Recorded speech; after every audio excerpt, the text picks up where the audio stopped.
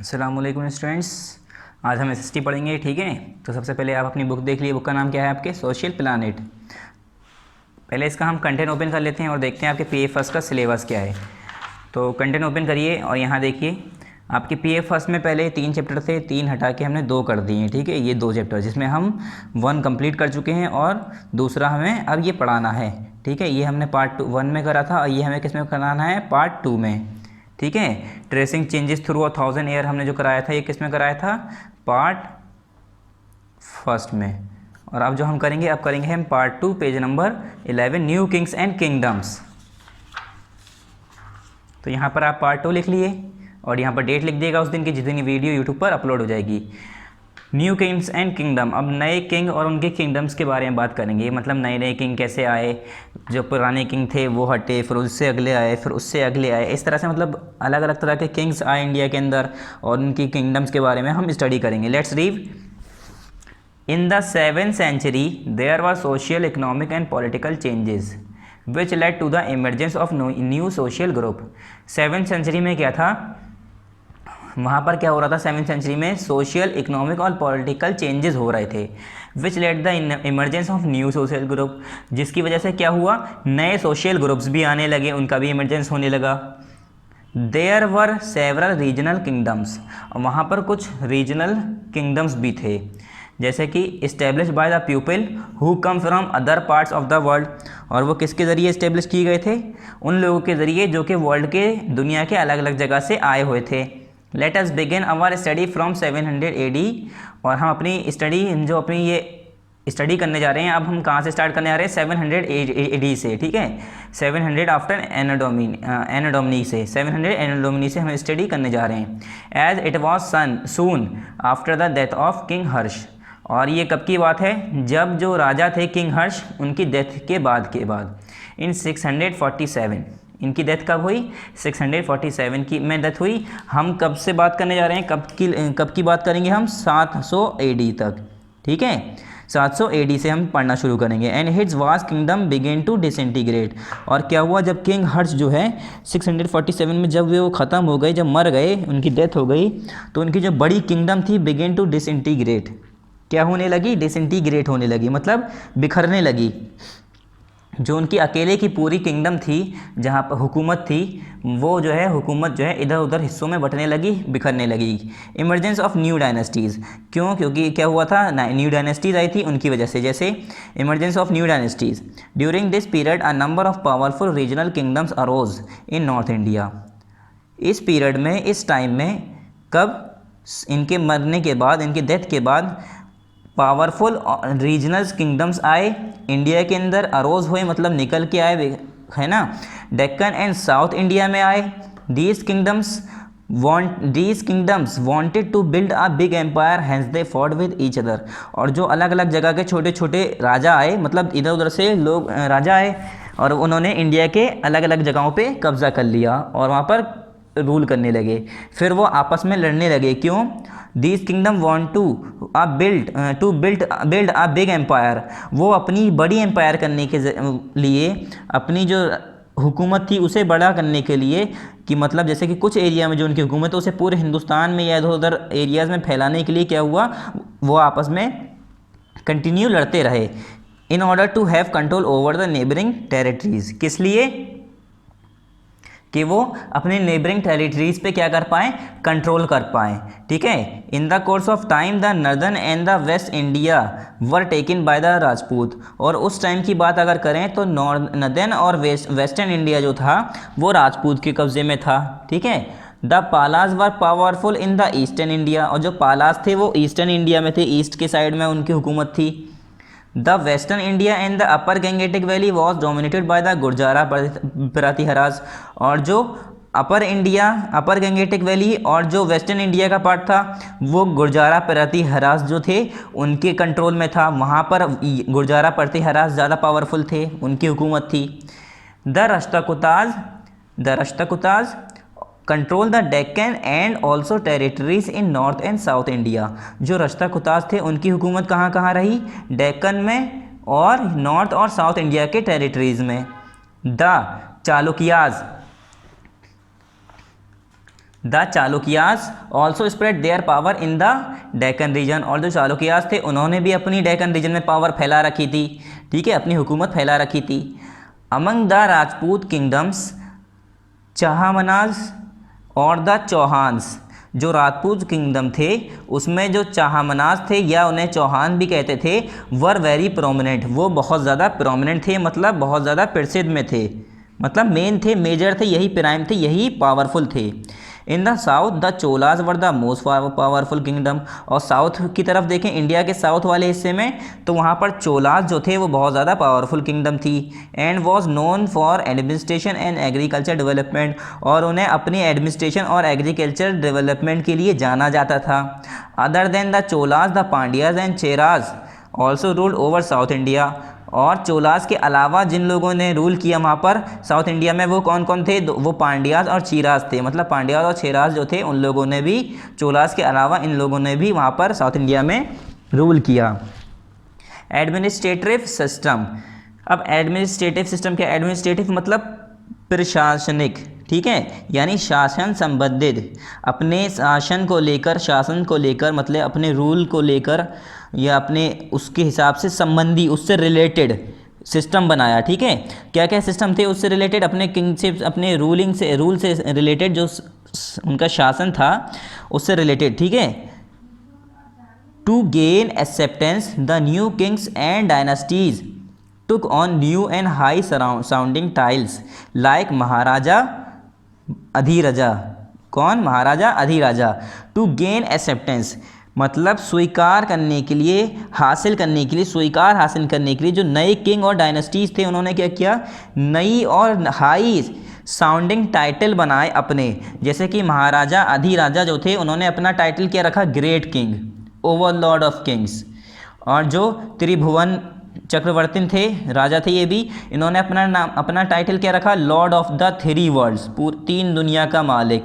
ये ऐसे अपने जो है अपने अपने टाइटल्स रखते कि लोग बाग इनसे क्या हो, अट्रैक्ट हों और अपनी एक्सेप्टेंस कर पाएँ, मतलब लोगों से, मतलब टू गेन एक्सेप्टेंस हासिल कर पाएँ, किस लिए कि वो अपनी किंगडम्स और डायनेस्टीज़ को बनाएं और उसमें उसे टुक on new and high sounding, उसे नया और हाई साउंड्स दिया, क्या दिया, उन्होंने अपने टाइटल्स कुछ लिए, एंड सो ऑन, और ऐसे ही कई किंग्स ने अपने अपने टाइटल्स बना के रखे, ठीक है।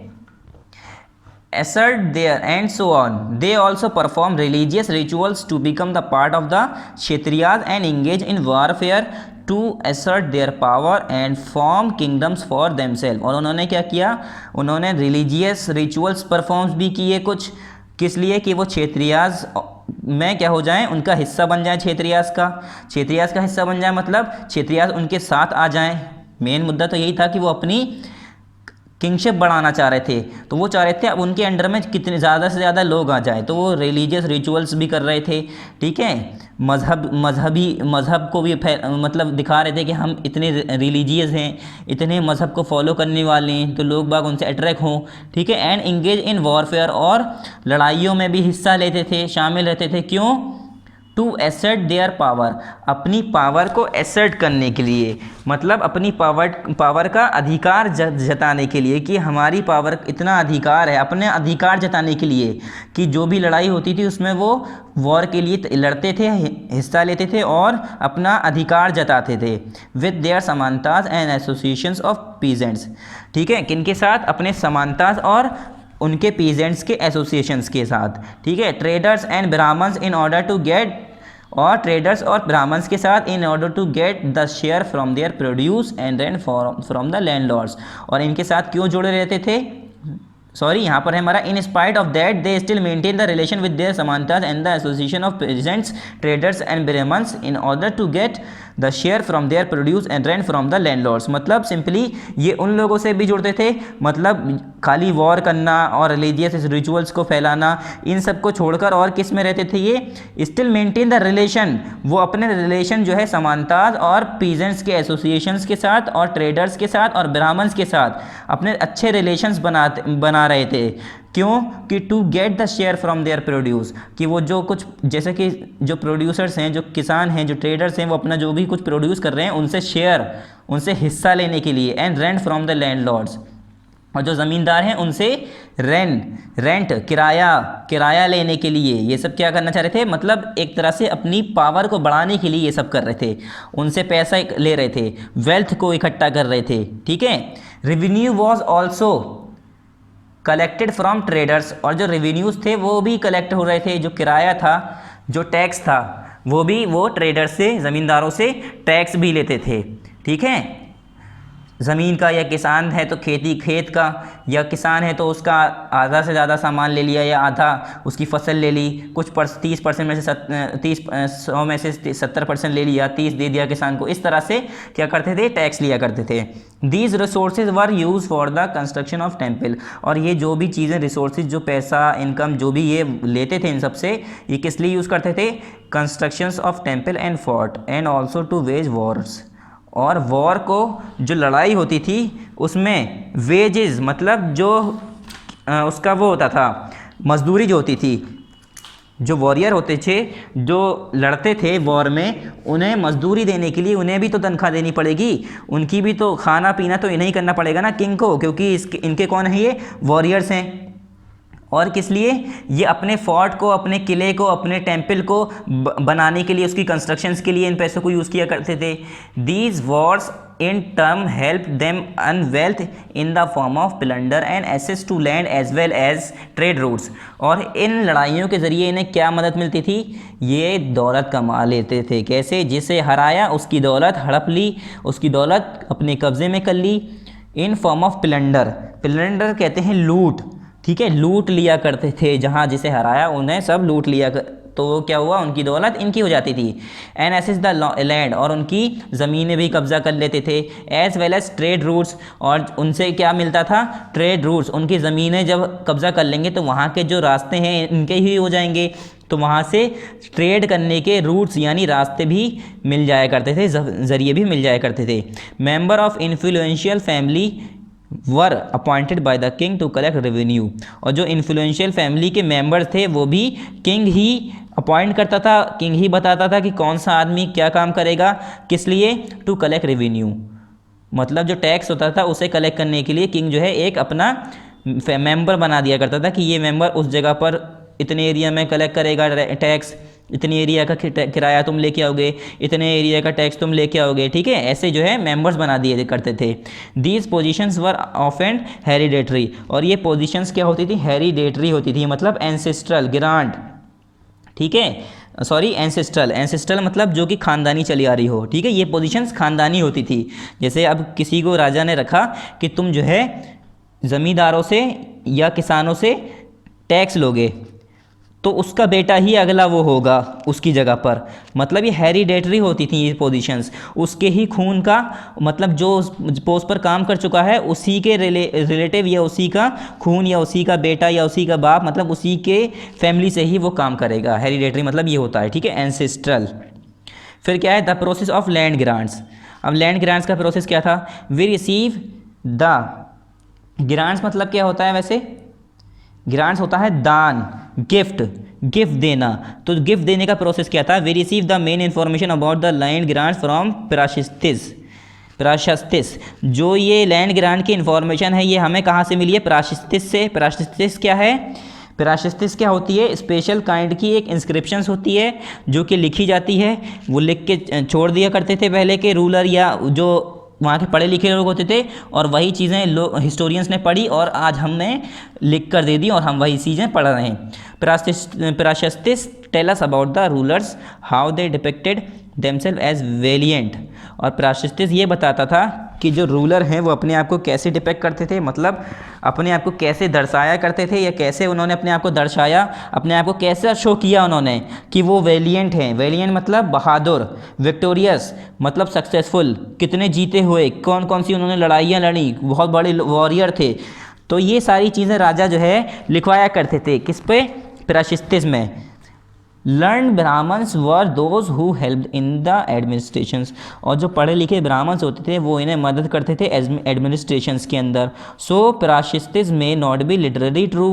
तो इसलिए जो प्राशस्तिस है वो हो सकता है वो झूठ लिखा गया हो, क्योंकि भाई राजा है, राजा ने जो कह दिया वो लिखना पड़ेगा। राजा ने कहा मेरी तारीफ में लिखो, चाहे राजा कितना भी बुरा हो, चाहे राजा ने जंग जीती ना जीती, मगर वो राजा है, चाहे वो जनता के लिए बुराई कर रहा हो, कुछ भी कर रहा हो, अगर उसने कहा मेरी अच्छाई लिखो तो क्या होगा, लिखने वाले को अच्छाई लिखनी पड़ेगी। इसलिए कह रहे हैं हो सकता है वो लिटरेरी ट्रू ना हो, वो सारी चीज़ें हो सकता है कुछ झूठी भी हों। Prashastis, one prashasti written in Sanskrit and found in Gwalior. एक प्राशस्ती जो कि संस्कृत में लिखी गई थी, वो कहाँ मिली, ग्वालियर में, मध्य प्रदेश में। Describe the exploits of Naga भत्ता। उसमें क्या बताया गया है, नागा भत्ता का एक्सप्लॉइटेशंस बताया गया है, ठीक है, उसका एक्सप्लॉइट बताया गया है। आप प्रातिहरा, कौन है ये, आप प्रातिहरा, आप प्रातिहरा किंग, ये कौन है, एक प्रातिहरा किंग थे। Brahmans were often granted lands by the kings to reward them. और ब्राह्मण्स जो है उन्हें as a reward, as a gift क्या मिला करता था, ज़मीनें मिला करती थी। And those were record on copper plate, और वो रिकॉर्ड्स कर दिए जाते थे, कॉपर प्लेट के ऊपर लिख दिया जाता था कि इन्हें ये वाला गिफ्ट ऐसे वैसे मिला है। Which were given to those who receive the land, और उन्हें वो कॉपर प्लेट दे दी जाती थी लिखकर, मतलब एक तरह से जैसे ज़मीन के कागज़, तो उन्हें वो कॉपर की प्लेट पर लिखकर दे दिया जाता था, जिसे ज़मीन दी जाती थी उसे। द राजपूत, अब फिर राजपूत आए, राजपूत के बारे में पढ़ेंगे। ये कब से कब तक आए, इंडिया के अंदर 647 AD से लेकर 1152 यानी 1192 तक रहे ये। 647 से 1192 तक इन्होंने रूल किया राजपूत ने। The origin of the Rajput is matter of controversy. जो राजपूत का मैटर है वो एक तरह का कंट्रोवर्सी है। किसका मैटर है, विवाद का। अब widely held view is that the Rajput were the descendant of various tribes of the foreign settler and of ancient kingdoms. सबसे अगर वाइडली हेल्ड व्यू देखा जाए इसका, तो राजपूत जो थे वो क्या थे, अलग अलग वेरियस ट्राइब्स के, जो फॉरेन सेटलर थे उनके अलग अलग ट्राइब्स के, और एंशियंट किंगडम्स थे, जो अलग अलग एंशियंट किंगडम्स थे उनके कौन थे वो लोग, राजपूत कौन थे, डिसेंडेंट थे। डिसेंडेंट मतलब उन्हीं के खानदान से थे, अलग अलग खानदान से थे, ठीक है, मतलब डिसेंडेंट मतलब अलग अलग वंशज के थे।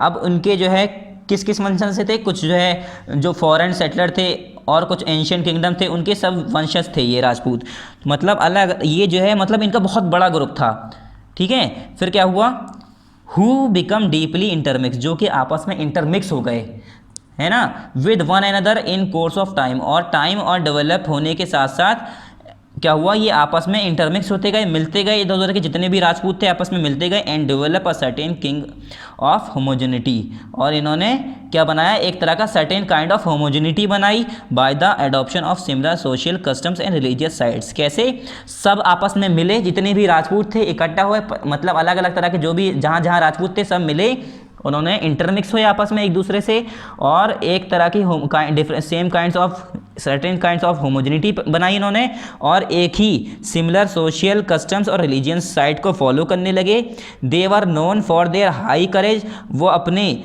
हाई करेज के लिए जाने जाते थे। करेज कहते हैं हिम्मत, ठीक है, अपने करेज के लिए, अपने हिम्मत के लिए जाने जाते थे, और करेज मतलब हिम्मत, ठीक है। और उसके बाद पैट्रियोटिज्म, लॉयल्टी, ऑनर, हॉस्पिटलिटी और सिंप्लिसिटी, अपनी ईमानदारी, अपनी इज्जत, अपनी मेहमान नवाजी, अपनी सिंप्लिसिटी, इन सब चीज़ों के लिए ये क्या थे, जाने जाते थे। कौन जाने जाते थे, राजपूत जाने जाते थे, ठीक है।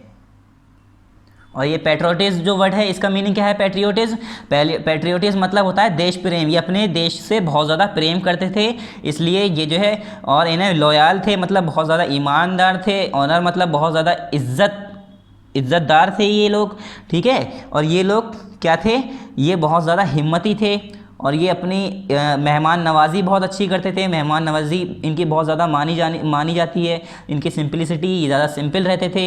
इवन इन वॉर्स, और यहाँ तक कि ये लड़ाइयों में, जंगों में भी, they had a strict regard, ये इनका एक सख्त रिगार्ड था, for the professed for the truth and never practise treachery और डिस्क्रिप्शन। मतलब यहाँ तक कि ये लड़ाइयों में, जंगों में, जब जंग होती थी, जब लड़ाइयाँ हुआ करती थी, उसमें भी जो है सच बोलते थे, और ईमानदारी से लड़ते थे और कभी भी धोखेधड़ी से किसी को नहीं हराते थे, ये धोखा नहीं देते थे किसी को। They profess Hindu faith and practise caste system, और ये हिंदू मज़हब को मानते थे और कास्ट सिस्टम को प्रैक्टिस करते थे, मतलब इनके में डिफरेंट कास्ट सिस्टम होती थी। Women were respected but customs like jauhar and sati prevailed, और यहाँ पर इनके राजपूत में क्या होता था, औरतों को बहुत ज़्यादा इज्जत दी जाती थी, और क्या था इसमें जो जौहर और साथी था वो था प्रिवेल्ड हो गया, मतलब ये समझ लिए जो जौहर और साथी था ये बहुत बेकार चीज़ थी एक तरह से, यही औरतों को जो है दबा दिया करता था। ठीक है, क्यों जौहर और साथी होता क्या था, जौहर में ये होता था जब राजा मर जाया करता था या जब जंग हो रही होती थी, वॉर हो रही होती थी, तो जो औरतें होती थी वो आग जलाया करती थी और उसमें क्या होता था, वहीं पर वेट करती थी जब तक अगर वो राजा मर जाता था तो औरतें जो लोग लड़ रहे हैं उनकी जो वाइफ हुआ करती थी वो अपने आप को डाई कर लिया, मार दिया करती थी। ठीक है, अपने आप को मार दिया करती थी, और जौहर भी यही होता है, ये मुस्लिम्स वर्ड में यूज़ किया जाता है। ठीक है, राजपूत वर इमोशनल पजेस्ड काम फीलिंग, राजपूत जो हुआ करते थे वो इमोशनल होते थे, पजेस्ट होते थे और काम फीलिंग होती थी उनकी, and were incapable of presenting a United front against their common enemy, और अपने दुश्मनों के साथ वो कभी यूनाइट नहीं हुआ करते थे, मतलब वो जो है बहुत ज़्यादा इमोशनल थे, पजेस थे और काम फीलिंग के थे। The Rajput were great patrons of art and literature, और जो राजपूत थे उनके ज़माने में बहुत ज़्यादा आर्ट और लिटरेचर बहुत ज़्यादा थी, और वो बहुत ज़्यादा आर्ट और लिटरेचर के पेट्रॉन्स थे, ग्रेट पेट्रॉन्स थे। ठीक है, पेट्रॉन्स मतलब होता है, पेट्रोटिज्म होता है देश प्रेम, जो मैंने बताया। पेट्रॉन होता है हमारा संरक्षक या गार्जियन, मतलब ये लोग गार्जियन एक तरह के, इनके ज़माने में मतलब बहुत ज़्यादा आर्ट और लिटरेचर बनाई गई, मतलब ये इनके प्रोटेक्टर है, इन्होंने बचा कर रखा। Ajmer earlier was rule by the Chandelas but Chauhans later overthrew them, जो अजमेर था वहाँ पर पहले चंदेलस रूल कर रहे थे, बाद में चौहान आ गए वहाँ पर, उन्होंने इस पर रूल किया। Kannauj was ruled by Gurjara Pratiharas, और जो कन्नौज थी जगह वो गुर्जरा परतिहराज ने रूल की इस पर 10 सेंचुरी में।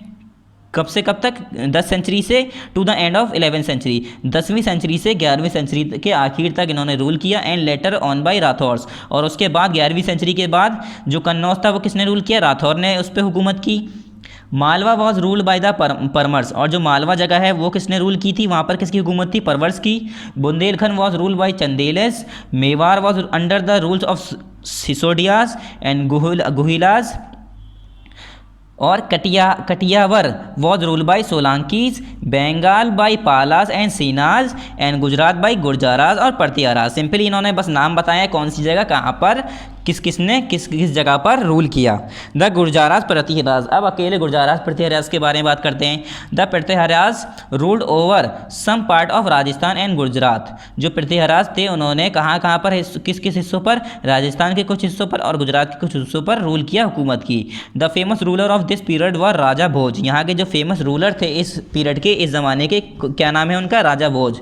And his son Mahendra Pal, और इनके जो सन थे, इनके जो बेटे थे महेंद्र पाल, ये दोनों बहुत ज़्यादा फेमस रूलर हैं इस ज़माने के।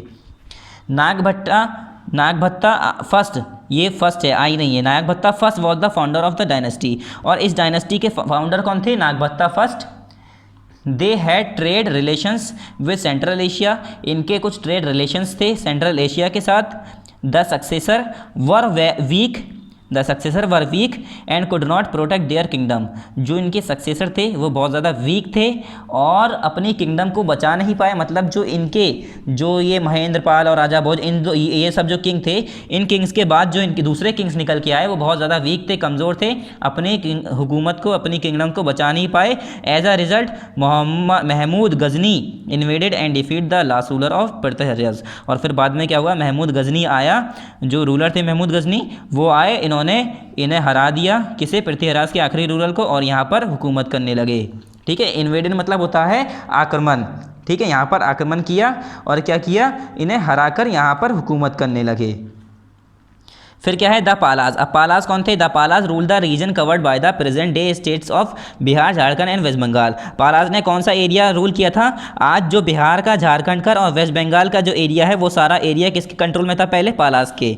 Gopala was the first ruler of this dynasty. और इस डायनेस्टी के जो पहले रूलर थे, पहले राजा थे इस डायनेस्टी के, पालाज डायनेस्टी के जो पहले राजा थे वो कौन थे? गोपालाज, गोपाला इनका नाम था। ठीक है। द अदर प्रोमिनेंट रूलर वर देवपाल, और जो दूसरे प्रोमिनेंट रूलर थे वो कौन थे? देवपाल और धर्मपाल। ये दोनों इनके प्रोमिनेंट यानी ताकतवर रूलर थे। Who strengthened the kingdom and encourage trade with south waste Asia, जिन्होंने अपनी किंगडम को ताकतवर बनाया, मजबूत करा और ट्रेड को, साउथ वेस्ट एशिया के ट्रेड को इंकरेज किया।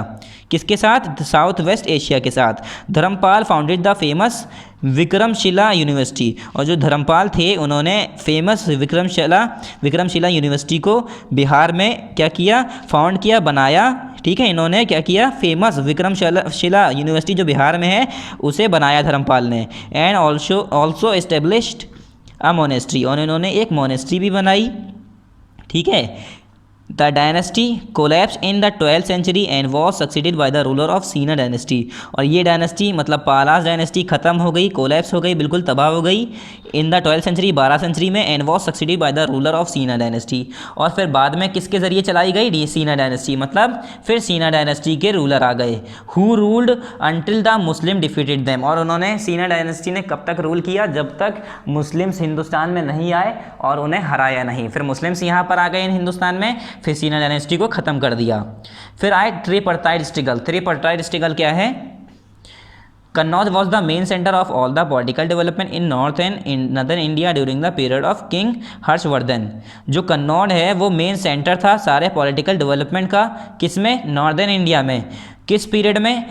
किंग हर्षवर्धन के पीरियड में। Since it was accessible by the river Ganga and Yamuna. क्यों? क्योंकि ये जगह जो है रिवर गंगा और यमुना से होकर जाती थी, मतलब यहाँ से ये नदी गंगा और यमुना बहती थी, जिसकी वजह से यहाँ पर क्या था? It location enabled easy trade relations. इसकी लोकेशंस की वजह से कन्नौज जो जगह है गंगा और यमुना की पास है, इसकी लोकेशंस की वजह से, इसकी ये जो लोकेशंस है इससे क्या फ़ायदा था?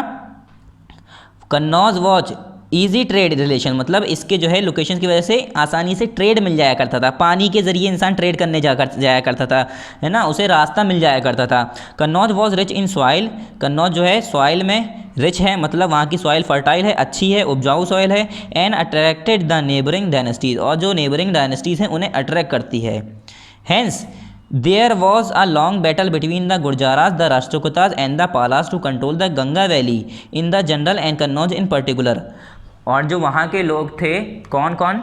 जो वहाँ के राष्ट्रकूतास, गुर्जारास और पालास के बीच में, इन तीनों ग्रुप के बीच में लड़ाई हुई थी। किस लिए? कि वो गंगा वैली पे कंट्रोल कर लें।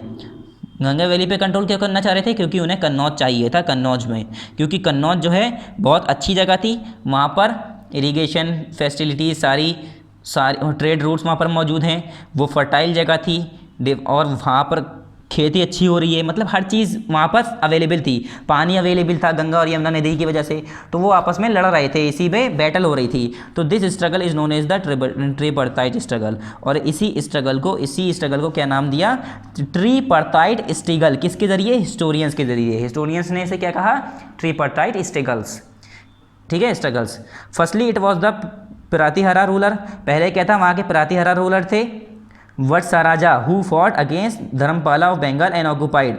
जो वत्सराजा थे उन्होंने धर्मपाला को हराया, जो कि बंगाल के थे, एंड ऑक्युपाइड, और क्या किया? ऑक्युपाई कर लिया, मतलब हासिल कर लिया, या ये कह लिए कब्जा कर लिया। कन्नौज को उन्होंने काबू में ले लिया। बट सून द राष्ट्रकूता रूलर, फिर बाद में राष्ट्रकूत के रूलर आए ध्रुवा। उन्होंने क्या किया? वत्सराजा को हरा दिया और ऑक्युपाइड कन्नौज, और फिर कन्नौज को अपने अंडर कर लिया। Therefore Rashtrakuta again control over Kannauj in 10th century and made it their capital. फिर 10वीं सेंचुरी में जो राष्ट्रकूता थे उन्होंने कन्नौज पर हुकूमत कर ली और अपनी क्या बना ली? वहाँ कर मेड देयर कैपिटल, अपनी कैपिटल बना ली। The Chauhans, the most powerful rulers was Prithviraj Chauhan. आपको पृथ्वीराज चौहान का नाम सुना होगा, इसके बारे में नहीं पता है तो इनका नाम तो सुना होगा। ये 1179 से लेकर 1192 तक इन्होंने रूल किया, he defeated Mohammad Ghori at the battle of Tarain. जो पहली बैटल हुई थी 1191 AD में, उसमें जो है मोहम्मद गौरी को किसने हरा दिया? पृथ्वीराज चौहान को हरा दिया। मोहम्मद गौरी कहाँ से आए थे? अफगानिस्तान से आए थे यहाँ पर हुकूमत करने, ठीक है। तो पृथ्वीराज चौहान ने पहली लड़ाई में तो इन्हें हरा दिया। In the second battle of Tarain in 1192, फिर अगले ही साल 1192 AD में पृथ्वीराज चौहान को was defeated and killed by Mohammad Ghori. मतलब पृथ्वीराज चौहान 1192 में पृथ्वीराज चौहान मोहम्मद गौरी के ज़रिए हारे गए और मार भी दिए गए। मतलब मोहम्मद गौरी ने इन्हें मार दिया और इन्हें हरा दिया। द फेमस पोइट चंद बरदई, जो फेमस पोइट चंद बरदई हैं, wrote a long poem called Prithviraj रसो। इन्होंने एक लंबी पोएम लिखी है जिसका नाम है पृथ्वीराज रसो, which gives detail of the achievement of the king, जिसमें जो है पृथ्वीराज जो थे, पृथ्वीराज चौहान, उनके बारे में, उनकी अचीवमेंट, उन्होंने क्या क्या चीज़ें हासिल की, उनकी हासिल हुई, मतलब उनकी हुकूमत के बारे में इन्होंने पृथ्वीराज रसो जो पोएम है इसमें सारी चीज़ें डिटेल में बताई। मतलब उसमें जो है पोएम के तौर में बताई, ठीक है। The Chauhans founded the city of Ajayameru which known as Ajmer. और जो चौहान थे उन्होंने ही ये सिटी बनाई अजयमेरू, जो कि आज हम अजमेर के नाम से जानते हैं, ठीक है। जो अजमेर सिटी है वो किसने बनाई थी? चौहान्स ने बनाई थी। पहले नाम क्या था इसका? अजयमेरू। फिर क्या है? राष्ट्रकूताज। राष्ट्रकूताज क्या है? The Rashtrakutas were very powerful in the Deccan region which falls between the north of Krishna river and the Tungabhadra river. जो राष्ट्रकूताज हैं वो कहाँ पर हैं? वो डेक्कन रीजन में बहुत ज़्यादा पावरफुल रूलर्स थे, ठीक है। विच फॉल्स बिटवीन द, वो कहाँ पर आता है डेक्कन रूलर्स? मतलब जो डेक्कन रीजन है वो कौन सा है? North of Krishna river and the Tungabhadra river, इन दोनों के बीच में। The ruler were great patterns of art. यहाँ ये जो रूलर्स थे ये ग्रेट पैट्रॉन्स ऑफ आर्ट थे, लिटरेचर एंड आर्किटेक्चर के बहुत ज़्यादा ग्रेट पैट्रॉन्स थे। The Kailash temple at Ellora and the rock cut elephant cave temples were build by the Rashtrakutas. और ये जो कैलाश टेम्पल और जो एलिफेंट केव टेम्पल है वो किसके ज़रिए बनाया गया था? राष्ट्रकूताज के ज़रिए। They gave patronage to Shaivism, Vaishnavism and Jainism. और ये किसको पैट्रोनेज देते थे? Shaivism, Vaishnavism and Jainism. The famous ruler were Danti Durga and Krishna first. उनके जो फेमस रूलर थे वो कौन थे? दंती दुर्गा और कृष्णा फर्स्ट, ठीक है। ये इनके फेमस रूलर थे। फिर क्या है हमारा? पांड्याज। अब फिर पांड्याज कौन थे? The Venetian traveller Marco Polo has left N account of the Pandya kingdom. जो वेनेटियन ट्रेवलर हैं मार्को पोलो, उन्होंने इनके बारे में लिखा है पांड्या किंगडम के बारे में। The kingdom was to the south of the Cholas. ये चोलाज के साउथ में था and in the region around Madurai के रीजन में था। Which was also the capital of kingdom, जो कि कैपिटल थी उस किंगडम की। And was known as a centre of learning, और उसे सेंटर ऑफ लर्निंग के नाम से जाना जाता था। मतलब जहाँ पर इनकी जो किंगडम थी वही उसी की कैपिटल मानी जाती थी। कौन? मदुराई, ठीक है। द परमराज कौन थे? द परमार्स, यहाँ पर स्पेलिंग मिस्टेक है, देखिए परमराज यहाँ पर स्पेलिंग मिस्टेक है, ठीक है। The Paramaras rule the region around Malwa during 10 to 12 century. जो परमराज थे उन्होंने कौन कौन सा रीजन रूल किया? कहाँ पर, किस जगह पर हुकूमत की? मालवा रीजन में, ठीक है। कब? 10 से 12 सेंचुरी तक। The capital of Paramraj was धर। जो परमराज की कैपिटल है वो कौन सी है? Dhar. The famous ruler was Raja Bhoj. यहाँ के जो फेमस रूलर हैं वो कौन है? Raja Bhoj. This kingdom was captured by Alauddin Khilji. फिर बाद में अलाउद्दीन खिलजी ने ये वाली किंगडम हड़प ली, मतलब कैप्चर कर ली, अपने अंडर में ले ली, अपने मतलब उस पर हुकूमत कर ली। The Neelakanteshwara temple at Udaipur stand as evidence of architecture of the Paramaras. जो एविडेंस है या जो ये कह लिए जो सबूत है उस ज़माने के परमराज की आर्किटेक्चर की, वो कौन सी है? नीलाकंतेश्वरा टेम्पल। कहाँ पर है ये? उदयपुर में। द पल्लवाज हैं अब। The Pallavas ruled south India during the period 500 to 600 AD। जो पल्लवाज थे उन्होंने 500 से लेकर 600 एनो डोमिनी तक रूल किया। Their capital city was Kanchi, इनकी जो पल्लवास की कैपिटल सिटी थी वो कौन सी थी, Kanchi. Pallavas were great patrons of art and architecture, ये बहुत बड़े ग्रेट पैट्रॉन्स थे आर्ट और आर्किटेक्चर के, मतलब इनके ज़माने में भी आर्ट और आर्किटेक्चर्स देखे गए, इनके ज़माने के आर्ट और आर्किटेक्चर्स फेमस हैं। The most powerful rulers of this dynasty were Mahendra Varma या वर्मन, जो इनके ज़माने के इस डायनेस्टी के यानी पल्लवास डायनेस्टी के जो पावरफुल सबसे ताकतवर रूलर रहे वो कौन थे, महेंद्र वर्मन एंड नारासिम्हा वर्मन, ये जो है इनके पावरफुल रूलर रह चुके हैं। The shore temple at Mahabalipuram and Kailashnath temple at Kanchi were constructed by the Pallavas, और जो शोर टेम्पल है महाबलीपुरम में और जो कैलाशनाथ है कांची में वो किसके ज़रिए बनाया गया, पल्लवास के ज़रिए ही बनाया गया है। नेक्स्ट क्या हमारा, the Chola kingdom at present located in Tamil Nadu, Chola kingdom आज के ज़माने में कहाँ पर है, तमिलनाडु में मौजूद है। मतलब जहाँ पर चोला किंगडम था, जहाँ पर चोला की हुकूमत थी वो किस जगह पर थी, तमिलनाडु, उस जगह पर तमिलनाडु है। Was the strongest empire in South India, जो कि साउथ इंडिया के स्ट्रॉन्गेस्ट एम्पायर रह चुकी है, मतलब वो रह चुका है। ड्यूरिंग दिस पीरियड क्या था कि मतलब जो स्ट्रॉन्गेस्ट पावरफुल रीजन था, ठीक है, ये जैसे यहाँ पर पल्लवास कहाँ के थे, साउथ इंडिया के थे, 500 से 600, और इस पीरियड के चोला जो थे चोला किंगडम थी वो इस पीरियड के क्या थे, स्ट्रॉन्गेस्ट एम्पायर थी साउथ इंडिया की। पहले कौन थे, पल्लवास, फिर उसके बाद कौन आए, चोला आ गए। कहाँ पर, लोकेटेड इन तमिलनाडु, ये कहाँ पर है अब, तमिलनाडु में। It's chief Capitals were at Kanchi, इसकी जो चीफ कैपिटल थी वो कहाँ पर थी, कांची में थी, जिसे क्या कहा था, कांचीपुरम, एंड तंजावुर जिसे अब कहते हैं तंजौर, ठीक है, तंजावुर जिसे हम तंजौर भी कहते हैं। विजयलाया 846 AD टू 880 AD, ये पहले किंग थे। 846 AD से 880 AD तक इन्होंने हुकूमत की। The first king of the medieval Chola dynasty, ये कौन थे, विजयलाया कौन थे, पहले किंग थे चोला डायनेस्टी के। Shifted the capital from Uraiyur to Thanjavur, इन्होंने अपनी कैपिटल उरैयूर से थंजावुर शिफ्ट कर दी थी। Thanjavur flourish into a develop metropolis under Vijayalaya's successor, और जो विजयलायास के सक्सेसर थे उनके अंडर, उनकी हुकूमत के अंदर जो थंजावुर जो है वो डेवलप हो गया बहुत ज़्यादा। मेट्रोपोलिस मतलब पूरी तरह से उसे डेवलप कर दिया। The successor of Vijayalaya conquered neighbouring regions, और जो विजयलाया के सक्सेसर थे उन्होंने अपने नेबरिंग रीजन्स को कॉन्कर किया, मतलब उस पर हुकूमत हासिल की, उसे काबू में किया, अपने कब्जे में किया। And the kingdom grew in size and power, और उनकी जो किंगडम थी इसी तरह से अपने साइज और पावर में बढ़ गई। Under the famous ruler Raja first, और राजा फर्स्ट जो फेमस रूलर थे 985 AD से लेकर उन्होंने 1014 AD तक रूल किया। And his son Rajendra first, और उनके जो पहले सन थे राजेंद्र फर्स्ट 1014 AD से लेकर 1042 means 1014 AD to 1014 to 1042 AD।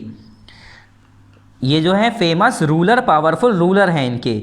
Chola power, इस ज़माने में क्या था, चोला पावर रीच इट्स जेनिथ, इन दोनों किंग के टाइम में जो चोला पावर थी वो अपनी जेनिथ पे पहुंच गई, मतलब अपनी ऊंचाई पर पहुंच गई, मतलब फुल पावर पे पहुंच गई, टॉप पर पहुंच गई, ये कह सकते हैं हम। मतलब उस टाइम वो अपने फुल पावर में थी। Raja first was considered the most powerful Chola ruler, और जो राजा फर्स्ट थे वो अपने चोला रूलर में सबसे ज़्यादा ताकतवर रूलर माने जाते हैं। He became king in 1985 AD, 1985 AD में किंग बने। And expanded control over most of these areas, और उन्होंने अपने एरियाज़ पे कंट्रोल बढ़ाया, मतलब इधर जिस एरिया के किंग थे वो वहाँ के तो थे, और अपने एरिया को भी उन्होंने एक्सपेंड किया। He also reorganise the administration of the empire, अपनी एम्पायर के एडमिनिस्ट्रेशंस को भी इन्होंने रीऑर्गेनाइज किया। Rajendra first continue his policies and navy raided the Ganga valley, और जो राजा फर्स्ट थे इनके बेटे राजेंद्र फर्स्ट जो थे उन्होंने इनकी ही पॉलिसी को आगे बढ़ाया, इसी पर ही काम किया, और गंगा वैली को क्या किया, इवन रेडेड गंगा वैली पे भी छापा मार दिया, मतलब उस पर भी काबू कर लिया। श्रीलंका पे और and countries of south east Asia, कुछ साउथ ईस्ट एशिया के countries, developing a navy for these expeditions, और इस एक्सपीडिशंस के लिए ये जो चीज़ें बढ़ा रहे थे, अपने एरिया बढ़ा रहे थे, इसके लिए इन्होंने अपनी नेवी भी तैयार की, अपनी ये कह सकते हैं आर्मी तैयार की। He was a brave conqueror and devote, ये एक बहुत डिवोट टेम्पल बिल्डर, इनके ज़माने में बहुत ज़्यादा टेम्पल बनाए गए और एक बहुत ब्रेव बहादुर कॉन्करर यानी रूलर थे। He substitute the Cheras of Kerala and Pandyas of Madurai. इन्होंने यहाँ तक के जो केरला के चेराज थे और जो मदुराई के पांड्याज थे उन्हें भी सब्स्टिट्यूट कर दिया, मतलब हरा दिया। ठीक है, सब्सिड्यूज मतलब हरा दिया, तबाह कर दिया, उनकी हुकूमत ख़त्म कर दी। और क्या हुआ फिर, वहाँ पर अपनी हुकूमत ले ली। Chola administration. The Chola administration was highly organise and efficient. जो चोला एडमिनिस्ट्रेशन था वो बहुत ज़्यादा हाईली ऑर्गेनाइज और एफिशिएंट था। They divide their empire into 6 provinces called mandalams. और अपनी हुकूमत को, अपनी प्रोविंसेस को, जो एरिया था उनका, उन्होंने 6 प्रोविंसेस में, जो उनकी एम्पायर थी, जहाँ जितनी उनकी हुकूमत थी, उन्होंने उसे बड़े बड़े प्रोविंसेस कहते हैं, बड़े बड़े एरियाज़। तो 6 बड़े बड़े एरियाज़ में उन्होंने डिवाइड कर दिया, जिसे उन्होंने नाम दिया mandalams. Each mandalams was divided into a number of valanadus. और मंडलम्स में भी छोटे छोटे ग्रुप किए, उसके क्या नाम रखे उन्होंने, वलानदस, जिसे हम आज क्या कहते हैं, district. Each valanadu contain a certain number of village. और उस वलानदु के अंदर, हर एक वलानदु के अंदर कुछ छोटे छोटे गांव हुआ करते थे। The village was the smallest unit of the Chola. और चोला का ये सबसे छोटा यूनिट होता था, ठीक है, विलेज, चोला एडमिनिस्ट्रेशन का। विच वॉज गवर्न बाई सभा। और जो कि एक सभा होती थी, जैसे आज होती है राज्यसभा या पंचायत, ऐसे ही उस टाइम भी सभा होती थी, उनके ज़रिए वो गवर्न होती थी। मतलब सभा जो होते थे, वहाँ के लोग जो होते थे, कुछ उसमें सभा के मेंबर होते थे, वो उसे चलाते थे। Each mandalam was put under the charge of governor. और जो हर मंडलम जो है गवर्नर के अंडर में रहता था। Nadu group of village had many administrative functions. और जो नादू होते थे उन्हें हम कहते हैं ग्रुप ऑफ विलेजेस के, गाँव के कुछ ग्रुप होते थे। Had many administrative functions including dispensing justice and collecting taxes. इनके भी अलग अलग काम हुआ करते थे, जैसे डिस्पेंसिंग जस्टिस और कलेक्टिंग टैक्सेस, मतलब टैक्स को कलेक्ट करना और जस्टिस को डिस्पेंसिंग करना। U R was a village assembly of all classes of people. और यू आर जो था एक विलेज की असेंबली थी, हर तरह के, हर क्लास के लोग हुआ करते थे। इसमें who on land with in the village, जिनके पास ज़मीन हुआ करती थी गांव में, उसके मेंबर हुआ करते थे, इसमें उनकी असेंबली हुआ करती थी। Association of traders were known as nagarams. और जो ट्रेडर्स के एसोसिएशंस थे उन्हें हम क्या कहा करते थे, nagarams. These associations also occasionally perform administrative functions in towns. और जो ये एसोसिएशंस थे, ये ओकेजनली परफॉर्म किए जा रहे थे एडमिनिस्ट्रेटिव फंक्शन इन टाउन। ठीक है, टाउन के अंदर ये ओकेजनली परफॉर्म किए जा रहे थे administratively. The king was the first important person in the Chola administration. और जो चोला एडमिनिस्ट्रेशन था, इसमें सबसे इंपॉर्टेंट पर्सन कौन हुआ करता था, किंग। और उसके अंडर में फिर सारे लोग काम किया करते थे। All authority rested in his hand. और जो सारी अथॉरिटी थी इनके ही हाथ में होती थी, मतलब सारी पावर इन्हीं के हाथ में होती थी, सारा काम इन्हीं के अंडर हुआ करता था। But he had a council of ministers to advise him. और इनके पास कुछ मिनिस्टर्स के काउंसिल्स हुआ करते थे इन्हें एडवाइस देने के लिए, मतलब सलाह देने के लिए। The Cholas maintain a large army consisting of elephant. इनके पास बहुत बड़ी आर्मी थी जिसमें एलिफेंट हुआ करते थे, कावल्ली हुआ करते थे, and infantry which were called the 3 limbs of the army, जिन्हें 3 लिम्स ऑफ द आर्मी के नाम से जाना जाता था या जाना जाता है। The infantry was generally armed with spears. जो इन्फेंट्री हुआ करते थे उसमें क्या होता था, वो हथियारों से, स्पेयर्स से क्या हुआ करता था, आर्म रहते थे, हथियारों से तैनात होते थे। Sometime princess of the royal family were appointed governors of provinces. और इस प्रोविंसेस के जो है गवर्नर बना दिया करते थे। कभी कभी जो प्रिंसेस होते थे, जो रूलर होते थे, राजा होते थे रॉयल फैमिली के, उन्हें एज अ गवर्नर अपॉइंट कर दिया जाता था प्रोविंसेस का। Officials were generally paid by giving them assignment of revenue being bearing lands. मतलब जो ऑफिशियल्स थे वो कैसे जनरली पेड किए जाते थे, by giving the assignments on revenue bearing lands. जो रेवेन्यू है, जो उन्हें असाइनमेंट दे दिया जाता था, कैसे कि जो रेवेन्यू है उसका टैक्स इकट्ठा करने के लिए, ठीक है, वो इन्हें काम दे दिया जाता था। The village were manage by an executive community to which educated persons owning property. जो विलेज थे वो मैनेज किया जाता था एग्जीक्यूटिव कम्युनिटी के जरिए, to which educated person owning property were collected by drawing lots और बाय रोटेशन। मतलब जो एजुकेटिंग, जो पढ़े लिखे लोग हुआ करते थे, उन्हें ये सारी प्रॉपर्टी मिलिया करती थी। By were elected by drawing lots और बाय रोटेशन, मतलब कुछ लॉट्स और रोटेशंस के जरिए इन्हें चुना जाता था, ठीक है। These members had to retire every 3 year. और ये जो मेंबर बनते थे ये 3 साल के लिए बनते थे, 3 साल बाद दूसरा मेंबर चूज़ किया जाता था। There were other committees for helping in the assessment. और यहाँ पर अलग और भी अलग अलग कमेटी थी जो कि असेसमेंट के लिए हेल्प मदद करती थी। And collection of land revenue, और जो ज़मीन का टैक्स था, ज़मीन का जो किराया था, उसे इकट्ठा करने में मदद करती थी। For maintaining of law and order, और लॉ और ऑर्डर को मेंटेन करने के लिए हुआ करते थे। एंड जस्टिस, और जस्टिस को मेंटेन करने के लिए, एंड एक्सेट्रा। ठीक है। Next, the self government. अब यहाँ पर क्या है, the self government enjoy by these Chola villages was a very fine system. जो सेल्फ गवर्नमेंट थी इनकी चोला विलेजेस की, बहुत अच्छा एक फाइन सिस्टम था। To some extent this system work in the other villages as well. और कुछ जगहों पर अगर देखा जाए, कुछ दूर तक ये भी देखा जा गया कि ये दूसरे गांव के लोग भी दूसरे विलेजेस में भी ये चीज़ें फॉलो कर रहे हैं। The Chola ruler built a network of royal roads which were useful for trade as well as for the movement of army. और इन्होंने बहुत डिफरेंट रोड्स बनाई जो कि आर्मी के मूवमेंट के लिए और ट्रेड्स के लिए बहुत ज़्यादा इंपॉर्टेंट भी थी। ठीक है। फिर the Chola paid attention to irrigation, और इन्होंने इरीगेशंस को, खेती को, इरीगेशंस को, ठीक है, इन सब पे भी बहुत ज़्यादा अटेंशन मतलब ध्यान दिया। The river Kaveri and other rivers were use for the purpose, और इस पर्पज़ के लिए, इरीगेशंस के लिए जो कावेरी और दूसरी नदियाँ थी उन्हें यूज़ किया गया। Many tanks for irrigation were also built, और दूसरे अलग अलग टैंक्स बनाए गए, किस लिए, इरीगेशंस के लिए, कि पानी सप्लाई हो पाए। ठीक है, खेतों में पानी पहुंचाने के लिए, इरीगेशंस के लिए, मतलब क्या किया गया, इन्होंने अलग अलग टैंक्स बनाए। Some of the Chola rulers carried out an elaborate survey of land in order to fix the government share of the land revenue. और कुछ जो चोला के रूलर होते थे वो क्या करते थे, इलेबोरेट सर्वे भी किया करते थे कि जो गवर्नमेंट के जो in order to fix the government shares of the land revenue, जो गवर्नमेंट के शेयर्स हैं, लैंड रेवेन्यू हैं, उसके जो टैक्सेस हैं, वो जो शेयर्स हैं उन्हें फिक्स करने के लिए, वो मतलब सारी जो लैंड रेवेन्यू मतलब लैंड है, अपनी ज़मीनों को देखना, सारा वो सर्वे किया करते थे एक बार। It seems that in time of Raja first, इससे हमें ये दिखता है कि राजा फर्स्ट जो रूलर थे, the government shares was 1/3 of the gross produce. जो गवर्नमेंट का शेयर हुआ करता था वो कौन सा हुआ करता था, उसमें से 1/3 जो हुआ करता था उसमें से गवर्नमेंट शेयर में से ग्रोस प्रोड्यूस हुआ करता था। In addition to land tax the Chola rulers drew, जो लैंड टैक्स के साथ साथ जो चोला रूलर्स थे वो क्या करते थे, drew their income from toll और ट्रेड, उनकी इनकम भी ड्रू कर लिया करते थे, ले लिया करते थे। Their income from toll and trade, toll और फ्रॉम टोल मतलब टोल के तौर पर, किराए के तौर पर, टैक्स के तौर पर, किसमें, ट्रेड पर।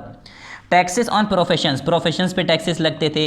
And also from the plunder of neighbouring territories, और नेबरिंग टेरिटरीज से एज अ प्लंडर की फॉर्म में, लूट की फॉर्म में ये जो है पैसा इकट्ठा करते थे। प्लंडर कहते हैं लूट कर, मतलब जिसे हमने हरा दिया, जो रूलर है उसने दूसरे रूलर को हरा दिया तो उसकी सारी लूट ली, उसकी सारी जायदाद जितनी भी लूट मिली वो क्या हुई, इनकी हो जाया करती थी। Society apart from nobility the Brahmans and the traders were highly respected. अगर नोबिलिटी के हिसाब अलावा अगर देखा जाए तो ब्राह्मण और जो ट्रेडर्स थे वो ज़्यादा हाईली रिस्पेक्टेड थे। ब्राह्मण्स क्यों थे, क्योंकि ये पढ़े लिखे हुए करते थे। ट्रेडर्स क्यों होते थे, क्योंकि ये पैसे वाले हुआ करते थे।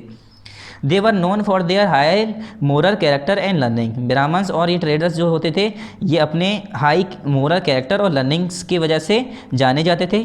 The learn Brahmins were given land grants and were exempted for paying tax. जो पढ़े लिखे ब्राह्मण्स हुआ करते थे, ब्राह्मण्स पढ़े लिखे हुआ करते थे, इन्हें संस्कृत आती थी, ठीक है, तो ये जो है इन्हें ज़मीनें दे दी जाती थी गिफ्ट के तौर पर, और इन्हें जो है टैक्स नहीं भरना पड़ता था। The gift to the Brahmans were known as Brahmadeya gift. और जो ब्राह्मण्स को गिफ्ट दिया जाता था उसे हम क्या कहते थे, क्या कहा जाता है उन्हें, brahmadeya gift. Farmer were not well off. और जो यहाँ के किसान हुआ करते थे उनकी जो हालत थी वो अच्छी नहीं थी। They were poor and work very hard. ये बहुत गरीब होते थे और इन्हें बहुत ज़्यादा मेहनत करनी पड़ती थी, काम करने के लिए बहुत ज़्यादा मेहनत करते थे। The Shudras were treated as low caste and untouchable. और जो इसमें शूद्रास हुआ करते थे उन्हें सबसे नीची कास्ट, सबसे नीची जात मानी जाती थी और उन्हें अछूत मानते थे, अनटचेबल मानते थे। मतलब कि अछूत हो तो मतलब अगर हम सेम कुएं से पानी नहीं पी सकते। उन जो बड़े लोग हैं, जो ब्राह्मण्स हैं, ये जो नोबल पर्सन्स हैं, उन लोगों के बीच में तुम बैठ नहीं सकते, उनसे बात नहीं कर सकते, उन्हें छू नहीं सकते, उनके घर में नहीं आ सकते, ठीक है। इस तरह की जो है अनटचेबिलिटीज़ वाली फिर इनके साथ चीज़ें हुआ करती थी। Women were also held in great honour. वहाँ की औरतों को बहुत ज़्यादा इज्जत दी जाती थी। And given a lot of freedom. उन्हें आज़ादी भी बहुत ज़्यादा दी गई थी। They were also imparted education in different branches of learning, specially fine arts. और उन्हें डिफरेंट एजुकेशंस अलग अलग ब्रांचेस की एजुकेशंस भी इन्हें दी गई थी कि आप मतलब औरतों को पढ़ाई करने की अलग अलग डिफरेंट ब्रांचेस पे क्या था, एजुकेशंस को इम्पार्टेड किया गया था, ऑफर किया गया था, different different in branch of learning specially fine arts. Economy, south India merchants were called Chettiars, जो साउथ इंडिया के मर्चेंट्स थे उन्हें क्या कहा जाता था, Chettiars. They traded with the countries of south east Asia और जो ये थे, ये जो मर्चेंट्स थे कहाँ के, साउथ इंडिया के, ये किसके साथ करते थे, साउथ ईस्ट एशिया के साथ ट्रेड किया करते थे। The economic life was prosperous, इनकी इकोनॉमिक लाइफ बहुत ज़्यादा प्रॉस्पेरस होती थी। The Coromandel coast and Malabar were the centre for India's trade, और जो कोरोमंडल कोस्ट और मालाबार है वो इनके लिए क्या हुआ करता था, सेंटर हुआ करता था इंडिया के ट्रेड के लिए, with the countries of south east Asia. किसके साथ जब ये ट्रेड किया करते थे, साउथ ईस्ट एशिया के साथ जब ट्रेड किया करते थे। Chola ruler also built a network of road for the purpose of trade and communication, और जो चोला रूलर थे इन्होंने रोड कंस्ट्रक्शन में भी बहुत ज़्यादा हिस्सा लिया है, किस लिए, ट्रेड और कम्युनिकेशंस, किसके लिए, for the purpose of trade and communications. Okay, the merchant had a flourishing trade with the China and the West Asia also, और जो यहाँ के मर्चेंट्स थे उनका जो है फ्लोरिशिंग ट्रेड था, मतलब बहुत अच्छा ट्रेड था, किसके साथ, चाइना और वेस्ट एशिया के साथ। The merchants join together and form themselves into guilds such as Manigramam, और जो मर्चेंट हुआ करते थे आपस में ज्वाइन होकर क्या बना लेते थे, एक तरह का गिल्ड बनाते थे जिसे हम क्या कहते हैं, Manigramam. The main sea port for foreign trade in China during this period was Canton और कम्फू, जो यहाँ का जो सी पोर्ट था, मतलब जो नदी का जो रास्ता था, समंदर का रास्ता था फॉरेन ट्रेड के लिए चाइना के अंदर, वो कौन सा था इस ज़माने में, कैंटोन, और उसे कम्फू के नाम से जाना था, जैसे कि अरब ट्रेवलर्स जो होते थे उसे कम्फू कहा करते थे। The Chinese chronicles tell us that there were a number of Indian monks in the Chinese court toward the close of the 10th century, और जो चाइनीज़ क्रॉनिकल्स हैं उससे हमें क्या पता चलता है, उस ज़माने में different numbers of Indians monk थे चाइनीज़ कोर्ट में toward the close of the 10th century, मतलब 10वीं सेंचुरी के आखिर तक।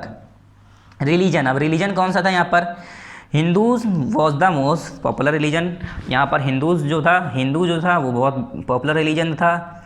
Vishnu and Shiva were the chief deities, और इनके जो देव थे, मतलब ये कह लिए जो इनके गॉड थे, देवी देवता जिसे कहते हैं, तो जो देवता थे इनके विष्णु और शिवा थे, इनकी ये लोग पूजा किया करते थे। Another popular movement which arose during the 12th century was the Lingayat movement, और जो एक अलग दूसरा पॉपुलर मूवमेंट इस ज़माने में हुआ था वो कौन सा था, 12वीं सेंचुरी में, Lingayat movement. It's founder was बसावा एंड हिज नेफ्यू, जो लिंगायत मूवमेंट था इसका फाउंडर, इसका बनाने वाला, ये मूवमेंट चलाने वाला कौन था, बसावा और उसका नेफ्यू यानी भतीजा या भांजा, Channa Basava, who lived at the court of Kalachuri kings of Karnataka. Channa Basava जो थे वो कौन थे, who live at the court of Kalachuri kings of Karnataka के जो कलाछुरी किंग्स हैं वहाँ के कोर्ट में रहा करते थे वो, ठीक है। The Lingayats were worships of Shiva, जो लिंगायत थे उसमें मतलब क्या होता था, वर्शिप्स ऑफ शिवा की पूजा की जाती थी। They strongly oppose the caste system, ये जो लिंगायत जो मूवमेंट बनाया था इसमें कास्ट सिस्टम को अपोज किया था, मतलब कोई नीची जात का नहीं है, सबको बराबर इज्जत दी जाएगी। इन्होंने ऐसी क्या निकाली थी, स्कीम्स निकाली थी कि सारे के सारे बराबर हैं, कोई नीची जात का नहीं है, किसी को अनइक्वलिटी या डिस्क्रिमिनेशंस नहीं डिस्क्रिमिनेशंस नहीं शो की जाएगी किसी के साथ। एंड रिजेक्टेड फास्ट, और फास्ट को, फीस्ट को, पिलग्रिमेज और सेक्रीफाइसेस को इन्होंने रिजेक्ट किया कि ये सारी चीज़ें नहीं होनी चाहिए। In the social sphere they oppose child marriage and allow remarriage of widow, और जो बचपने में छोटे में ही जो चाइल्ड मैरिज की जाती थी उन्हें रोका इन्होंने, और री मैरिज का, जो औरतें विधवा हो जाया करती थी उन्हें दूसरी शादी करने का हुकूमत इजाज़त दे दी गई, ठीक है। क्या किया इन्होंने, अपनी इजाज़त दे दी गई कि वो दूसरी शादी कर सकती हैं, ठीक है। At the intellectual level most serious challenge to Buddhist and Jainist was pose by Shankara who reformulated the Hindu philosophy, और इंटेलेक्चुअल लेवल पे देखा जाए तो बहुत ज़्यादा सीरियस चैलेंजेस जो बुद्धिस्ट और जैनिस्ट को देखे गए वो कौन थे, कब देखे गए, वॉज पोज बाय शंकरा के जरिए। Who reformulated the Hindu philosophy, जिसने हिंदू फिलोसफी को पूरा रिफॉर्मुलेट कर दिया, चेंज कर दिया, बदल दिया। Other than Hindus, Jainism, Buddhist, Islam and Christianity were also patronized by the people. और यहाँ इसके अलावा जैनिज और हिंदूज के अलावा जो बुद्धिस्ट, इस्लाम और क्रिश्चियनिटी थे, ये लोग भी इनका साथ दे रहे थे, मतलब मदद कर रहे थे। पैट्रोनेज मतलब उनके साथ थे, ठीक है। पैट्रोनेज मतलब उनके साथ थे, उनका साथ दे रहे थे। किसमें, ये जो चाइल्ड मैरिज और ये कास्ट सिस्टम, ये सारी चीज़ें थी इन्हें ख़त्म करने में। द चोला लिटरेचर क्या थी यहाँ पर, मतलब कौन सी लिटरेचर थी, कैसी लिटरेचर थी। Many literary and religious work were translated from Sanskrit into Tamil, Telugu and Kannada. जो काफ़ी लिटरेरी और रिलीजियस जो वर्क हैं, काम हैं, वो किसमें, इनके ज़माने में संस्कृत से तमिल, तेलुगु और कन्नड़ा में चेंज हुए। Kamban the great writer of this period, इस ज़माने के जो ग्रेट राइटर थे, लेखक थे, कौन थे वो, Kamban. Wrote the Ramayana in Tamil, इन्होंने रामायण किस में लिखी, तमिल लैंग्वेज में लिखी। The Mahabharata was translated into Telugu, और इन्होंने महाभारत को तेलुगु में चेंज किया, तेलुगु लैंग्वेज में लिखा। पंपा, पोना and Rana were the 3 jewels of Kannada literature, और जो पंपा, पोना और राना हैं, ये क्या हैं, कन्नड़ के 3 ज्वेल्स हैं, ठीक है। कन्नड़ के क्या है, ये 3 ज्वेल्स के नाम से इन्हें माना जाता है, जाना जाता है। तुर्किश इन्वेजन, अब ये तुर्किश इन्वेजन मतलब तुर्किश का आक्रमण या attack. The Rajput were caught unawares by the Turk and Afghans who invaded India toward the end of the 10th century AD। जो राजपूत थे उन्हें नहीं पता था, अनवेयर थे, मतलब इन्हें बिल्कुल पता नहीं था तुर्क और अफगान के लोगों के बारे में, जो कि जिन्होंने 10वीं सेंचुरी में इंडिया की तरफ क्या कर दिया, इन्वेडेड कर दिया, मतलब आक्रमण कर दिया। द तुर्क along with Afghan came into India through passes in the mountains of north west. जो नॉर्थ वेस्ट के माउंटेन्स हैं, जो पहाड़ हैं, उनके जो बीच से रास्ते गुजरे हैं, वहाँ से इंडिया के अंदर आए कौन, तुर्क और अफगान्स। महमूद ऑफ गजनी, जिसे महमूद गजनवी भी कहते हैं, तो Mahmud of Ghazni was the ruler of Afghanistan, ये अफगानिस्तान के रूलर थे। He was the first Turkish invader, ये पहले तुर्किश इन्वेडर थे। Who invaded India from its north west part, जिन्होंने इंडिया के अंदर हुकूमत मतलब आक्रमण किया, invaded India from north west part, किस पार्ट से, नॉर्थ वेस्ट पार्ट से स्टार्ट किया। He rule from 997 AD to 1030 AD, 997 से लेकर 1030 AD तक इन्होंने अपना हुकूमत की। And extended control over parts of central Asia, Iran and north west part of the सब कॉन्टिनेंट, और उन्होंने अपने जो कंट्रोल था, इनकी जो हुकूमत थी, कहाँ कहाँ पर बढ़ा दी, सेंट्रल एशिया में, ईरान में, north west part of subcontinent, इन जगहों पर अपनी हुकूमत फैला दी। He raided the subcontinent almost every year to plunders its wealth, और ये क्या करते थे, रेडेड मतलब वहाँ पर आक्रमण कर देते थे, छापा मार दिया करते थे। वो जो है अलग अलग सब कॉन्टिनेंट्स पे हर साल क्या किया करते थे, आक्रमण करते थे, और वहाँ की जो वेल्थ हुआ करती थी, दौलत हुआ करती थी, उसे लूट लिया करते थे। क्यों, अपनी पावर को बढ़ाने के लिए, अपनी कॉन्टिनेंट, अपनी जो किंगडम से उसे इंक्रीज और स्ट्रेंथ मजबूत करने के लिए वो वहाँ के जो सब कॉन्टिनेंट्स थे उन्हें लूट कर, वहाँ के किंगों को ख़त्म करके, उस पर कब्जा करके वहाँ की दौलत को हड़प लिया करते थे, या ये कह लिए उस पर काबू कर लिया करते थे। His later invasion were specifically directed to temple towns, और ये इनका जो है बाद में किस पर अटैक हुआ, टेम्पल्स टाउन्स पर, टाउन्स के टेम्पल्स पर। क्यों, including that of Somnath Gujarat as Indian temple, क्यों, क्योंकि सोमनाथ टेम्पल पे, गुजरात टेम्पल पे एज, क्योंकि Indian temple were depositories of great wealth, क्योंकि इंडिया के जो टेम्पल्स हैं उसमें बहुत ज़्यादा दौलत रखी जाती है, ठीक है, बहुत ज़्यादा कीमती ज्वेलरीज और मूर्तें रखी जाती थीं, अब भी रखी जाती हैं, तो इसलिए इन्होंने इस पर अटैक किया। क्यों, क्योंकि ये वेल्थ को, अपनी जो दौलत थी उसे मजबूत कर रहे थे, अपनी इकोनॉमी मजबूत कर रहे थे, अपनी पावर मजबूत करने के लिए इन्होंने ये सारी चीज़ें लूटना शुरू कर दी। Much of the wealth that Mahmud carried away was used to create a splendid capital city at Ghazni, काफ़ी ये दौलत अपनी लेके चले गए कहाँ पर, गजनी में, अपनी जो है स्प्लेंडेड कैपिटल सिटी को क्या करने के लिए, create a splendid capital city, अपनी जो गजनी जो थी इनकी कैपिटल सिटी को अच्छा सा बनवाने के लिए, पावरफुल बनवाने के लिए ये काफ़ी दौलत वहाँ ले गए। ही इंटरेस्टेड अ स्कॉलर नेम अल बुरूनी, और इन्होंने एक स्कॉलर इंटरेस्टेड बनाई स्कॉलर जिसका नाम बनाया Al Biruni, to write an account of the subcontinent, जो सब कॉन्टिनेंट का जो अकाउंट है उसे लिखने के लिए इन्होंने एक स्कॉलर को बुलाया, इसका नाम क्या रखा, Al Biruni. He consulted Sanskrit scholars to prepare this account, और एक संस्कृत स्कॉलर बुलाया इसके लिए, ठीक है, संस्कृत में जो लिखता था, और ये सारा अकाउंट लिखने के लिए उसे बुलाया, और उस अकाउंट का नाम क्या दिया इन्होंने, Al Biruni. This Arabic work known as Kitabul Hind, इसे क्या कहा जाता है, किताबुल हंद के नाम से जाना जाता है, ठीक है। Remains an important source for historians, और यही एक तरह का इंपॉर्टेंट सोर्स बना हिस्टोरियंस के लिए, जो हिस्ट्री लिखते हैं, इसी के ज़रिए इन्हें इनके काफ़ी हिस्टोरियंस को इनकी काफ़ी नॉलेज मिली। Mohammad Ghori was an ambitious ruler, Mohammad Ghori एक एम्बिशियस रूलर रह चुके हैं, एम्बिशियस रूलर थे। He wanted to expand his empire, ये अपनी एम्पायर को, अपनी हुकूमत को फैलाना चाहते थे। ही डिसाइड टू इन्वेड इंडिया, इन्होंने इंडिया पर आक्रमण करने की सोची, मतलब डिसाइड किया। Not just for its wealth, खाली इसकी दौलत के लिए नहीं, इंडिया उस ज़माने का बहुत दौलतमंद कंट्री था, इंडिया जो है बहुत, यहाँ पर वेल्थ बहुत ज़्यादा दौलत थी, तो खाली इसकी दौलत के लिए नहीं, but also build an empire, अपनी हुकूमत, अपनी एम्पायर बनाने के लिए। In 1191 AD the armies of Mohammad Ghori and Prithviraj Chauhan clashed at Tarain, battle of Tarain में मोहम्मद गौरी और पृथ्वीराज चौहान की लड़ाई हुई। ये दो रूलर थे, जो पृथ्वीराज चौहान यहाँ पर रूल कर रहे थे, उनसे लड़ाई हुई पहली लड़ाई में। फिर क्या हुआ, Mohammad Ghori was defeated in the first battle of Tarain, पहली बैटल ऑफ तराइन में ये हार गए मोहम्मद गौरी। फिर Mohammad Ghori did not stop, 1191 में तो हार गए, फिर ये रुके नहीं, एंड स्टॉप हिज अटैम्प्ट, इन्होंने अपना अटैम्प्ट, अपनी जो बार बार जो कोशिश थी उसे रोका नहीं। इन 1192 AD, फिर 1192 AD में ही defeated Prithviraj Chauhan in another battle of Tarain. फिर सेकेंड बैटल ऑफ तराइन 1192 में इन्होंने क्या किया, पृथ्वीराज चौहान को डिफीट कर दिया, हरा दिया, and Muslim rule in India was founded, उसके बाद से फिर मुस्लिम रूल इंडिया के अंदर आ गया। Causes of the defeat of the India rulers, जो इंडिया रूलर्स के डिफीट थी, हार थी, वो वजह क्या बनी, किस वजह से जो इंडिया के रूलर थे वो हारे क्यों। Research shows that the Turks did not have superior weapons but their horses were fast and the archers were too quick, archers कहते हैं तीरंदाज को, ठीक है।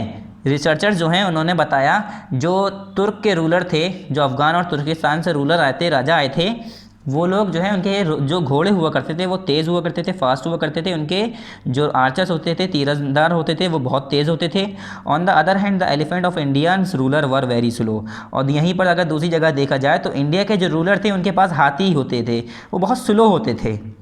Both the Muslims ruler were efficient and good commanders, और ये जो दोनों रूलर्स थे बहुत ज़्यादा एफिशिएंट और गुड अच्छे कमांडर भी थे।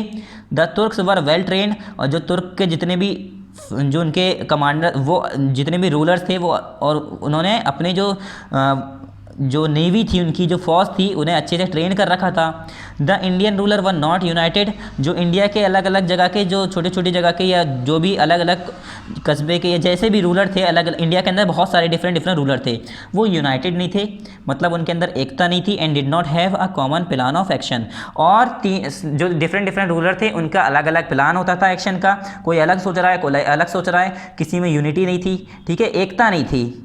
अल Biruni who came to India as a traveller has given a report about the society as and his observations, तो अल बुरूनी जो थे वो इंडिया में आए थे, टेलीलेबरर थे, एक तरह के ये टेलीलेबरर थे, ठीक है। उन्होंने अपनी रिपोर्ट दी यहाँ की सोसाइटी के बारे में और उसकी ऑब्जर्वेशंस के बारे में। He wrote a book on India called a Kitabul Hind, उन्होंने एक बुक लिखी इंडिया के ऊपर जिसे क्या कहा, Kitabul Hind.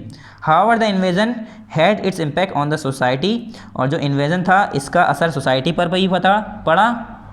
As it led to intermingling of culture and tradition, इससे क्या हुआ, जो कल्चर और ट्रेडिशंस था, जैसे अफ़गान से या तुर्किस्तान से लोग आए, वो अपना कल्चर लेकर आए, यहाँ पर जो लोग थे इनका अपना कल्चर था, तो आपस में इंटरमिंगलिंग हुई, डिफरेंट कल्चर और ट्रेडिशंस आपस में मिक्स हुए। And it also paved way for the spread of the Islamic culture, और इसी तरह से यहाँ पर इस्लामिक कल्चर भी आया। अब एक्सरसाइज देख लेते हैं इसकी। पहला हमारी एक्सरसाइज है चूज़ द करेक्ट ऑप्शन, ये हमें बुक में ही करनी है। फिर स्टेट ट्रू और फॉल्स, ये भी बुक में करनी है। मैच द फॉलोइंग बुक में करनी है। फिल इन द ब्लैंक्स भी बुक में करनी है। आंसर द फॉलोइंग क्वेश्चंस, ये हमें कॉपी में करनी है, ठीक है। तो स्टार्ट करते हैं हम चूज़ द करेक्ट ऑप्शंस। पहला क्या है हमारा, the ruler belong to the Cholas dynasty, Chola dynasty से कौन सा रूलर इसमें बिलोंग करता था? राजा भोज, राजेंद्र चोला, धर्मपाल और नन ऑफ दीज। तो राजेंद्र चोला जो थे, राजेंद्र चोला ये थे चोला डायनेस्टी के, तो उस पर आप टिक कर दिए। सेकंड क्या है? पृथ्वीराज चौहान डिफीटेड मोहम्मद गौरी इन। पृथ्वीराज चौहान ने मोहम्मद गौरी को कब हराया था? बैटल ऑफ तराइन में, फर्स्ट बैटल ऑफ तराइन में। कब? 1191 AD में। ठीक है, इस पर आप टिक कर लिए। नेक्स्ट हमारा question third, the capital of Chola dynasty was. को चोला डायनेस्टी की कैपिटल क्या थी? कांची। तो इस पर भी आप टिक कर लिए। Who was the first invader who invaded India from the north western side. वो कौन सा पहला इन्वेडर था जिसने नॉर्थ वेस्टर्न साइड से इंडिया के ऊपर क्या किया था? अटैक किया था। इन्वेडर मतलब जो अटैकर, ठीक है, जिसने अटैक किया, ये कह रही है आक्रमण किया। कौन था वो? महमूद गजनी। कौन था? महमूद गजनी। इस पर आप टिक कर लिए। State true or false. Mohammad Ghori was the ruler of Afghanistan. जो मोहम्मद गौरी थे वो रूलर थे अफगानिस्तान के? अफगानिस्तान के रूलर नहीं थे ये। क्या थे ये? मोहम्मद गौरी आए तो अफगानिस्तान से थे, मगर ये अपने भाई को वहाँ अफगानिस्तान में वहाँ की एरियाज़ को जीत कर भाई को वहाँ पर किंग बना के फिर यहाँ इंडिया पे आ गए थे। तो यहाँ पर इंडिया पे फिर हुकूमत की थी इन्होंने। क्या फॉल्स लिख दिए। ठीक है, सेकंड क्या है? Mohammad Ghori defeated Prithviraj Chauhan in the first battle of Tarain. Mohammad Ghori ने पृथ्वीराज चौहान को पहली बैटल ऑफ तराइन में हरा दिया? नहीं, दूसरी बैटल में हराया था, तराइन की दूसरी बैटल में। ठीक है, तो ये क्या है? फॉल्स। तीसरा क्या है? The Pandyas and the Cheras also rule over south India. जो पांड्याज और चेरास थे उन्होंने इंडिया के साउथ वाले पार्ट में भी रूल किया, हुकूमत की। यस किया था, ट्रू कर दिए इसे।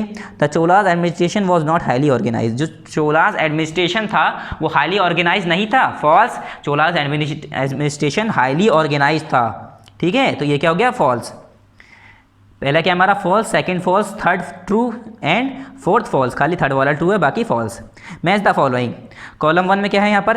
त्रिपार्टाइट स्ट्रगल। त्रिपार्टाइट स्ट्रगल किस लिए चल रहा था? कन्नौज के लिए चल रहा था, तो कन्नौज से मिला दिए सी से। सी का हो गया फर्स्ट, सी पे लिख दिए फर्स्ट। नादू, नादू क्या था यहाँ पर? प्रोवेंसिस था, तो प्रोवेंसिस से मिला दिए। फिर अलबरूनी, अलबरूनी कौन था? इन्होंने किताब लिखी थी, किस नाम से? किताबुल हन, तीसरे से मिला दिए। मंदलम्स, मंदलम्स क्या था? ये ग्रुप ऑफ विलेज, गांव में कुछ ग्रुप बनाए गए थे गांव के, उसे हम क्या कहते थे? मंदलम्स। तो इसका चौथा हो गया ए का। ठीक है, ए से मिला दिए। Fill in the blanks. Dharmapala founded the famous Vikramashila university in Bihar. कौन सी बिहार में यूनिवर्सिटी बनाई थी धर्मपाल ने? विक्रमशिला। ठीक है, यहाँ पर लिख दिए विक्रमशिला, VIKRAMSHILA, विक्रमशिला। नेक्स्ट क्या है? The struggle for Kannauj is known as tripartite struggle, ये भी हमने पढ़ा दिया। The Chola administration was highly organise and efficient, ये भी हमने बताया। Al Biruni wrote a book known as Kitabul Hind, ये तो आपको याद ही हो गया होगा। अलबरूनी कौन सी किताब लिखी थी? किताबुल हिंद। किसके बारे में थी उसमें? हिंदुस्तान के बारे में। क्वेश्चन आंसर देखते हैं अब, इसकी एक्सरसाइज देख लेते हैं। पहले क्या है हमारा answer? The following questions. How did the Cholas rise to power. ये बहुत बड़ा क्वेश्चन है, इसलिए हमने इसे कट कर दिया, इसे हटा दिए। Write a short note on Mahmud of Ghazni. Mahmud of Ghazni के ऊपर थोड़ा सा छोटा सा नोट्स लिखना है। पेज नंबर 15 ओपन कर लिए। ठीक है, दूसरा क्वेश्चन पेज नंबर 15 किसका है? एक्सरसाइज ई का, महमूद गजनी। यहाँ से लिखना है हमें आंसर नंबर 2 ई का। आंसर नंबर 2 ई का, महमूद गजनी से लेकर सब कॉन्टिनेंट तक। यहाँ पर हमारा आंसर नंबर 2 यहाँ पर हमारा कंप्लीट हो गया। ठीक है, आंसर नंबर 2 किसका है? ये ई पार्ट का, ई एक्सरसाइज का। फिर क्वेश्चन 3 क्या है हमारा? How did Turk establish their rule over India. जो तुर्क के लोग थे उन्होंने इंडिया के ऊपर कैसे रूल किया? तो पेज नंबर 16 पे देखिए, यानी यहीं इसी पेज पर। ठीक है, question number 3, Turk did not have superior weapon but their horses. मतलब ये पूरा बताया इन्होंने कैसे जीता। ठीक है, तुर्क कहाँ से कैसे जीता, तो यहाँ से लेकर यहाँ तक पूरा टिक कर लिए तुर्क से। आंसर नंबर 3 ई का। क्वेश्चन नंबर 4 क्या है हमारा?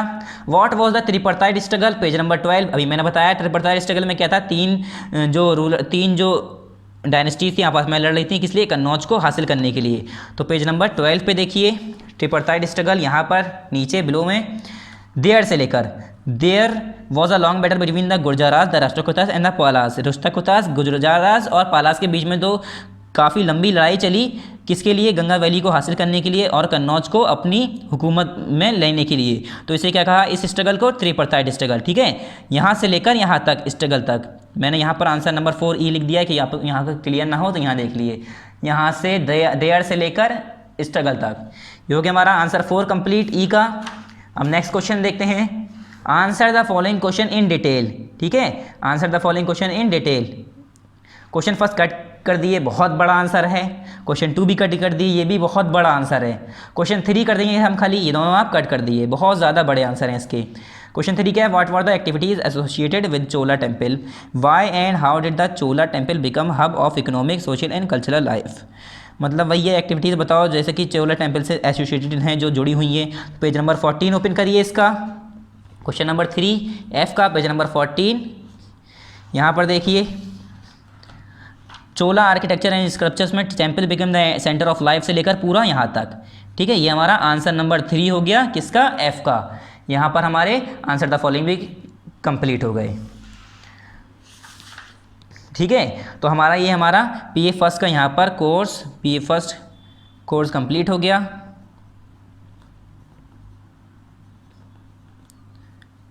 यहाँ पर आप मेंशन कर दिए पीए फर्स्ट कोर्स कंप्लीटेड, हिस्ट्री का सिर्फ। ठीक है, हिस्ट्री का हमारे यहाँ पर पीए फर्स्ट कोर्स कंप्लीट हो गया। तो यहाँ पर हमारी एक्सरसाइज भी कंप्लीट हो गई। थैंक यू, अस्सलाम वालेकुम।